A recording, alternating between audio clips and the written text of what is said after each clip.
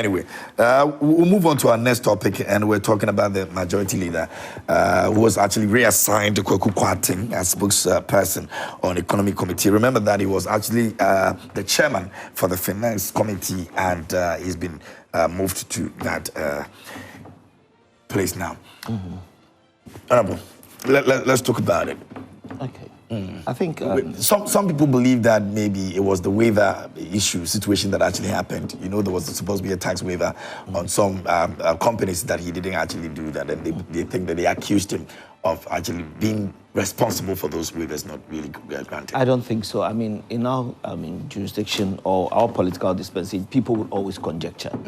I would look at the facts, because what I have here is that he's going to be the chair Committee on Economic and Development in Parliament. The chair or the spokesperson? The spokesperson. The spokesperson, yes. Yeah. And the mandate is the economy and development planning, investigate and inquire into activities and administration of ministries, departments and agencies under the mandate of the committee, and investigate and inquire into proposals for legislation. So, I mean, with his experience, I mean, Deputy Finance Minister, he was a spokesperson for us in opposition under President Kofo. So he has vast, experience. So putting him there doesn't mean he's been relegated, or as the NDC is saying. I mean, I remember when they changed the leadership of the NDC, where is it Ayariga? No, it wasn't Ayariga. It was Aswasi MP and then Idrisu, right? Yeah, A lot was thrown out there. Charles is going to Parliament, and he struggled to get our leadership right. But you are preparing to go to Parliament. I know most of the NDCs more. So Haruna Idrisu. Yeah, Haruna Idrisu. And then Muntaka. Okay, so when they were taken, the leadership was taken away from them. A lot went into it. Even 2 weeks ago, when the NDC came out with their campaign team, their names were missing, and people said a lot of things, and others came in to say it was a strategy for them, that they needed the central region and western region to win. Hence, the majority leader coming from the west central region and his deputy from the western region. Probably that's the strategy. Our party and then our members of parliament also have a strategy. We want to win the elections, and we put people where they will best serve the interests of the party. So I do not think that anything untoward, because whatever happened, if people did not get the waivers and all that, we have to delve into it one after the other before we can actually conclude. But nothing of that sort has been actually communicated to it. What has been communicated is what the majority leader came out. So this is perfectly in good standing, if you want to look at it from so because if the majority leader comes to the floor, and in the run-up to that, there was nothing, we feel that 6 months towards to an elections, we need to actually do a few things. Recently, there was a reshuffle. People were moved about, and I would be taken somewhere. People will be removed and all that, so that we win an elections. And then, when going into an elections, or even appointing ministers, sometimes a lot goes into, apart from your competence. You can be the most competent person about, but some political parties will look at where you're coming from and see the numbers that you'd add up to the next elections, and then actually what augments your competence with somebody else. So there's so many things that goes into. So I would not actually delve the fact, look at what I would actually focus on what the majority that said on, the statement that he brought out. Very well. Now, Prof, the deputy minority leader says it's an overthrow. Honorable Emmanuel Boa says that it's a demotion, in fact. It's a big demotion. But I would like to tackle something Charles raised, which is quite not the truth. He talks about speculation and conjecture in politics, talking about Haruna Idrisu and Mutaka's name not featuring the campaign. If you look at the whole entire campaign architecture, how many MPs are there? Just one MP, right? And who is there? He's there by the virtue of the fact that he's minority leader, right? Okay. Even his own whip, the current whip, is not in the campaign. But I didn't say. So if the campaign, so if but if you are reiterating it means that you think there's some element of merit in it. That's why you are reiterating it. So fair enough, but I'll just have to deal with that, right?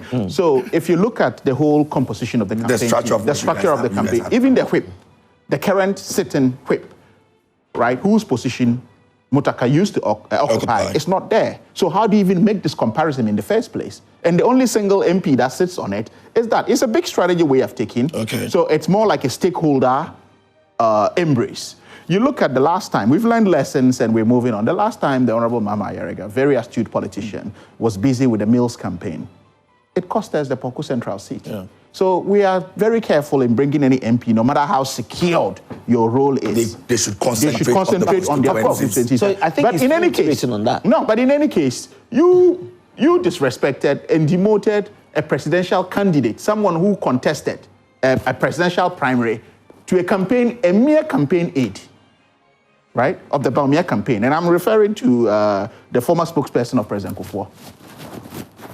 Former general secretary. A former general secretary, a former spokesperson, right? You say he's a campaign aide. The list was out. Advisor where? The list was out. He stated that he is a campaign aide. And he contested the very primary that saw Baumia. So if you've demoted such people to such roles, what locus do you have? Is it not strategic? What strategy? That even if they decide that they'll bring those people into those positions. What strategy? They have a reason why. What strategy? So you think that Kobna is not effective to be deployed to a much more higher role than just a mere campaign aide? Oh. Right? Given the fact that we have elevated Professor Alabi, who contested Mahama, to lead the Mahama campaign. A very, respectable politician and academic. So if you want to make these comparisons, you not go anywhere with that. But to the substantive issue of Kweku Kwarteng, I think Kweku Kwarteng has been one of the most experienced politicians you could see, starting from the Kufuor era, where he started cutting his teeth as a spokesperson on finance and economy, all the way to becoming an MP, becoming Deputy Minister of Finance, right, and then chair of the Finance Committee. And if you look at the parliamentary structure, unconventionally, one of the most important committees is the Finance Committee. Yeah. And whoever chairs it is an important personality, right? So to take him there and take him to another committee, not even as chair, but spokesperson, smacks of a demotion and some punishment for what Kweku Kwarteng has done. We don't know. And it's an internal issue. Charles might probably be privy to this, but I doubt you should want to share with us. There was some, right? So, but going into a crucial election with such a reshuffle in Parliament has cause for concern, especially so when you are dealing with the IMF. I mean, Kwarteng has experience with all of these things. Yeah. So I'm really wondering. I just want to see the name that replaces him. And that would have made this discussion very interesting and lively, and we could have actually inferred from that. Because, I mean, you're under an IMF program, you had tranches being delayed, okay? And you're moving the very person who's to help with this, and I've had experiences at this, to another place to become a spokesperson. Who is replacing Charles? Has it been stated? No, we don't. So it's just an interesting perspective. But the last few days, it does seem like our governance is very haphazard, because some ambassadors were being named. Yeah. You had a sitting secretary. Yeah, but so now who occupies Asante Bedietuo's? He's doing the two. So he's doing the two positions at the same time. But it was unclear. But how do you, an executive secretary of a president who is a very busy man, you make him ambassador at large? That is very suspicious. Right? Again, it gives room for people to infer that maybe he's going to be given special assignment globally to go and fix things and whatsoever. That we don't know, but again, these questions are being raised. Are they not strategic? Strategic in what sense? You are a certain executive secretary saddled with so much, and suddenly you've made an ambassador at large. Do we know the role of an ambassador at large? Right? You are sort of like a special envoy that can be asked to go and fix anywhere at any point in time. Anywhere at any point in time. And you are adding that to an executive secretary, right? 6 months to an election. Who does that? Akufo-Addo. Who does that? So you're talking about your strategy? No, I'm just saying that, look, there's a difference between opposition and government. And with government, we would always come in. If we want to compare strategy on opposition sides or the opposition and a party, we can have all of that. But we are talking governance here. And that's my concern. So you're having this happening, you have Parliament, they've overthrown a sitting Finance Committee chair, and he's been demoted to a spokesperson of another committee that talks about economy. Even newly established. Yeah. 6 months to an election, what would that committee do? Right? Before he even settles in that committee, his composition is formed. Before he could do any effective work is December. So what are they trying to I think achieve with this? one of the major things that we're probably always talking about is how communications are, taken out in terms of what a particular government is doing and all of that. So don't you think he has a strong background with communication, and that's the reason why he's the spokesperson, so that whatever happens internally, he'll be able to. But the finance committee is the fulcrum. Because that's also but the finance committee is what will happen? That's what I'm saying. The economy. By which time it's a newly created committee which has to go through processes. And right, 6 months to an election. If it was 2 years, that conversation you're having. But it's crucial now. Crucial now. What I mean is certain communications from the economy have to be sent right. What I'm saying is that by which time is composition and policy fleshens up, it'll be game over. So what are you coming in to do? KMJ. So you would have had a point if this had happened 2 years ago. Prof, let me help you. You're not helping me. You say you want to probably... No, because you seem to know much about our strategy. That's what I'm saying, that you were supposed to be discussing what your strategy is. When I mentioned Haruna Idrisu and Muntaka... They are doing round 2. No, we'll come to No, you just responded to that quickly. It's because you haven't taken off your hat, that's why. So, you see... You're acting like your boss who asks chiefs to get up and greet him. You see, so when I mentioned that, I said, according to some, that was their strategy. And I'm saying that the majority leader has come up with. It is our internal strategy. And I made reference to when President Buffour was the president. Kwarteng was a spokesperson for finance for the government, right? And then in opposition, he was a spokesperson as well. And he articulated everything so well. Now, if he's been made the spokesperson for the Economic and Planning Committee, first of all, it's not just people going out there to put things together and then hand it over to him to go and read. He must actually comprehend whatever is going to be churned out. And we have 6 months to an elections. And so we believe that, yes, this is our strategy. This man is able to articulate so well. We've been to IMF, just opposed to somebody's IMF that they went and then there was a freeze on employment and all that. How are we going to communicate to Ghanaian populace? How are we going to communicate respectfully to them? Kwarteng, you did it so well in the years gone by. With your experience in Parliament, whatever you've done, Committee Deputy Minister, we need you to do that. You don't have to be at the top or have the integral position to actually do something. We are all a team. So if the majority leader comes out to say that this is what the majority and our party and the government has said, so be it. You can actually look at it from different angles, but we are focused in achieving something. And Kwarteng himself hasn't come out to say that I'm not content with that. You see, unless, of course, they've been chosen that they are the spokesperson for Kwarteng. But he hasn't said that. And our party internally knows what we know what we're doing towards the election. Okay, so, very well. Bernard will have the last words and then we're done for today. Bernard. Ordinarily, it should not be an issue for anyone to be engaging. Parliament is the master of its own rules, we are told. And Parliament decides what they want to do. So we woke up one day, and the National Democratic Congress decided that they will tinker with the leadership of the House. Somehow, it was their decision and prerogative to do so.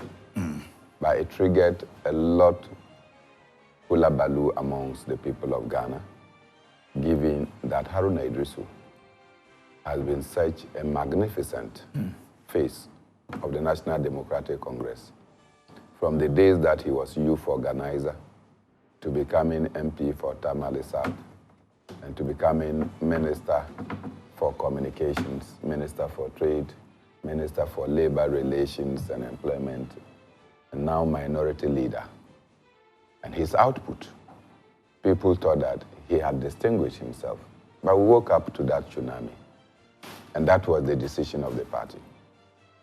Another time, the rumor was that Che Mensah Bonsu, who has served, in fact, you can call him the Lord of Parliament. Because he served very long as minority leader, became majority leader, and minister responsible for parliamentary affairs. People thought that he was an untouchable. People had come to associate the MPP leadership in the legislature with him. Then the rumor started, and it was confirmed that his deputy was asked to replace him. We said everything that we could, but the party had taken a decision and he was replaced. So committee, so what? How important is that to you? What will that do to us? That committee head has been removed and asked to become spokesperson for economic committee. What does that mean? What does that mean? There is finance committee. And then you come and say you have established a new committee called economic committee. What does that mean? The economy is different from finance. It says economic and planning Committee. You see? and then And the oversight responsibilities. we have a ministry responsible for finance and economic planning. For which reason we established the finance committee to deal with it. Where he chaired. Then you come and tell me that you are doing a committee on economic planning. What are you talking about? The creation of the finance committee was a response to the Ministry of Finance and economic planning. The Ministry of Finance is also responsible for economic planning. Not so. So what are you talking about here? But you see, I don't see anything. No, you see what you want to see. I have not seen anything. Clearly, there is repetition. There is, I don't know how to call it. If it was English, you say tautology. I mean, duplication of functions and responsibilities. It doesn't gel. It doesn't gel at all. So, look, Kweku Kwarteng, I don't know whether he has the capacity to say, I reject that position. But if he had the capacity, he would reject that position. yes. Yeah, so he can easily reject.